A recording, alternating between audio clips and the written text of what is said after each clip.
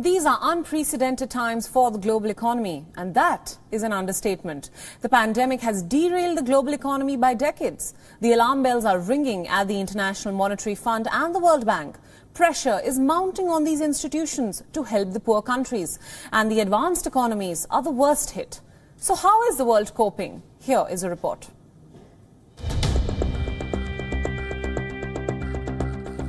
In these times, even the most grim economic forecasts show a sense of optimism. It's hard not to try and find hope in circumstances not seen since the Great Depression. Today, the world is staring at an economic collapse, possibly the worst in nearly 100 years. The coronavirus pandemic has undone decades of economic development, threatening to push more people into poverty. How things change in 3 months. In January, the International Monetary Fund said that the world economy would grow by about 3% in 2020. Now it says the world economy is drained. Forget growth, says IMF. The global economy will contract by 3% this year. Let's begin the survey of the global economic damage with the Global South. Coronavirus is sure to end Asia's 60-year growth streak, according to the IMF. That means zero growth in 2020. This is much worse than the global financial crisis of 2008. That year, Asia grew at 4.7%. Take the region's worst financial crisis, the Asian currency crisis in the 1990s. Even then, Asia grew at slightly more than 1%. Moving to Latin America, the IMF predicts the worst recession in half a century.